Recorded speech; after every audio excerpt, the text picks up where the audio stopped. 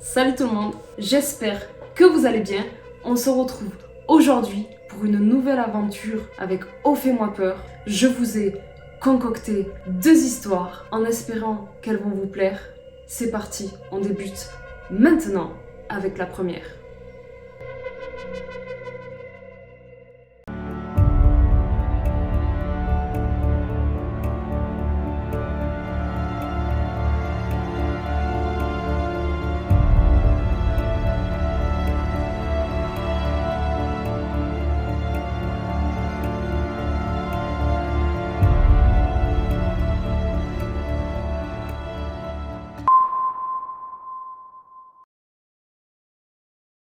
On est en pleine période de vacances scolaires et une lycéenne, Elia, décide d'inviter tout un groupe de potes dans le chalet de ses grands-parents à la montagne pour une semaine. Ils sont 5 à partir et Marco, le plus âgé, prend la voiture car c'est le seul à avoir le permis de conduire. Il y a environ 4h30 de route et donc ils arrivent là-bas en fin de journée. C'est un endroit tranquille, paisible, au milieu de la nature, c'est très agréable et très ressourçant. Donc, quand ils arrivent, ils s'empressent d'aller choisir leur chambre, ils se posent un peu sur le canapé parce qu'ils ont fait beaucoup d'heures de route avant de descendre les bagages de la voiture. Dans la soirée, avant le repas, ils sont posés, tous en train de papoter, quand soudain Emma, une des filles, s'exclame « J'étais en train de regarder la météo sur mon portable, et là je vois que cette nuit ils annoncent une énorme tempête. » Donc je suis allée voir sur internet pour voir s'il y avait un truc écrit à ce sujet, et là j'ai vu qu'ils conseillent vraiment de pas sortir de chez soi parce que ça va être hyper dangereux, ça va être un truc de ouf apparemment. Ivan prend la parole à son tour pour interroger Elia et lui dit « Waouh, ça va être compliqué, est-ce que t'as assez de bois pour faire du feu pour pas qu'on meure de froid toute la nuit ?»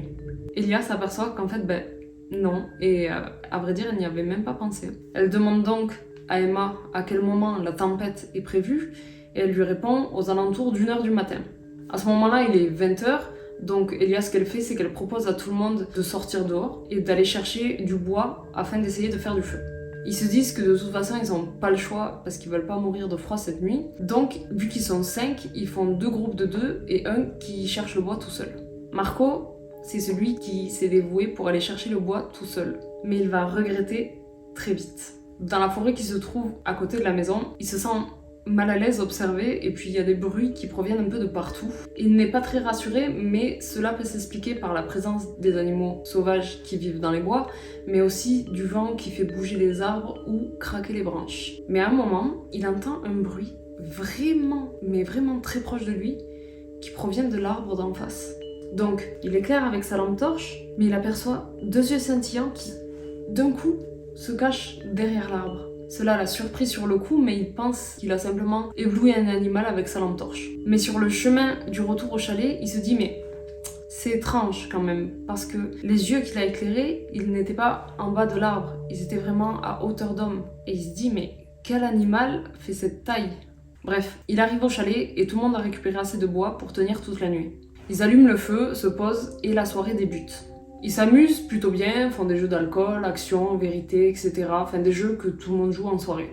Vers 1h du matin, comme l'avait prédit la météo, le vent se lève, la neige commence à tomber en abondance, la tempête arrive. Au bout de 20 minutes, les rafales de vent deviennent extrêmement violentes, dehors tout s'envole et on ne voit même pas à 1 mètre tellement que le blizzard est costaud. La maison tremble, tout le monde a très peur et en plus, comme c'est un chalet, il n'y a même pas de garage souterrain pour s'y réfugier en attendant que la tempête passe.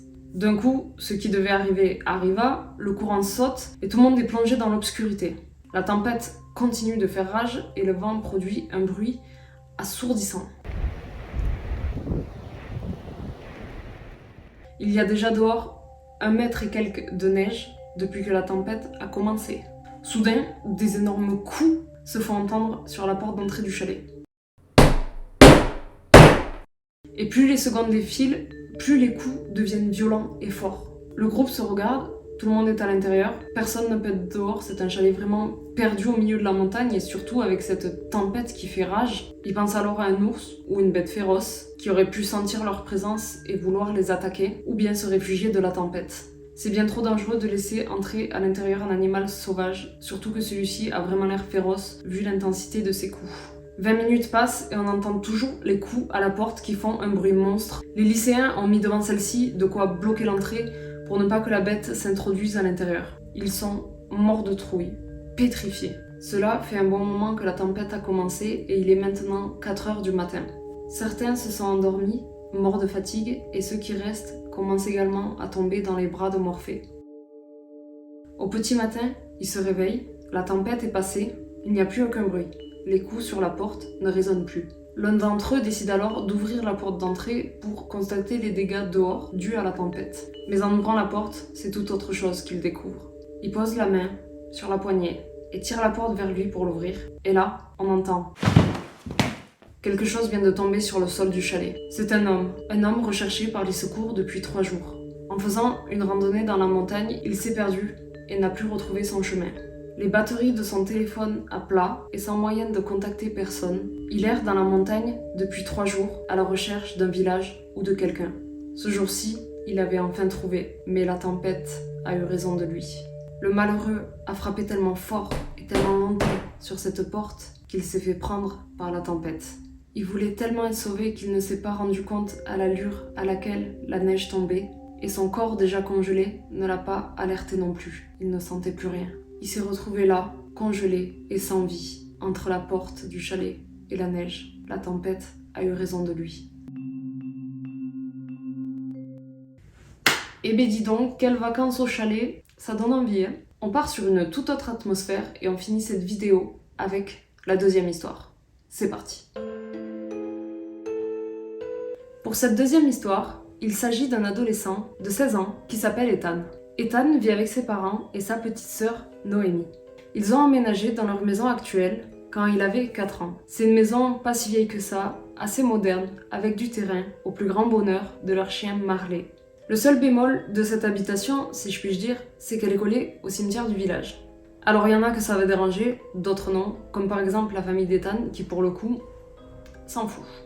Je vous vois venir. Sachez que cela n'implique pas d'histoire d'esprit ou de présence paranormale ou d'événements surnaturels dans la maison. Pourtant, l'histoire que je vous raconte prend une certaine tournure. Un soir d'hiver, la nuit tombe tôt, il est 18h, quelque chose comme ça, et Marley aboie dans le jardin.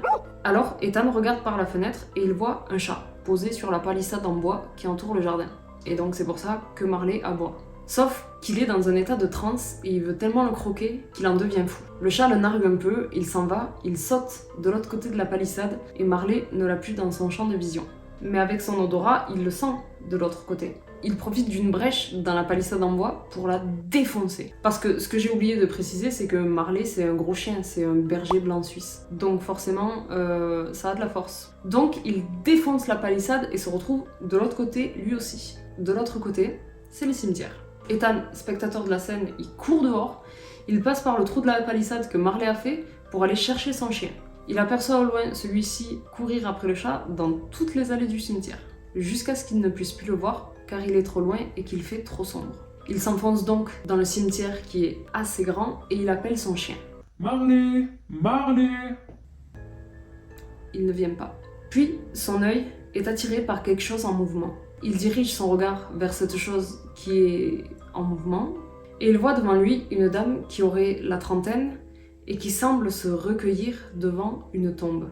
Il l'interpelle. « Excusez-moi madame, vous n'auriez pas vu un chien passer ?» La dame relève son visage vers Ethan, le regarde et sans réponse, elle regarde à nouveau la tombe qui se trouve devant elle. Ethan est un peu confus mais il passe à autre chose. Il se retourne pour voir si son chien n'est pas derrière lui et à nouveau se retourne pour poursuivre son chemin. Mais au moment où il se retourne à nouveau, la dame a disparu. Il se dit mais comment c'est possible? J'ai regardé derrière moi une fraction de seconde. Il avance alors jusqu'à cette tombe auprès de laquelle la dame se recueillait et en regardant celle-ci, il est perturbé. Sur une des inscriptions sur une plaque, il y a écrit « Marie, dans notre cœur pour toujours, 1923-1954 ». Et la photo sur cette plaque est identique à la jeune femme qu'Ethan a vue. Voilà, cet épisode d'O Fais-moi peur touche à sa fin. J'espère que vous avez aimé. Si c'est le cas, n'hésitez pas à laisser un commentaire, à liker la vidéo et à la partager, et aussi et surtout à vous abonner à ma chaîne, ça me fait ultra plaisir. Vous pouvez aussi me suivre sur Instagram, je vous le mets en bas de l'écran. À bientôt pour une prochaine histoire. Ciao!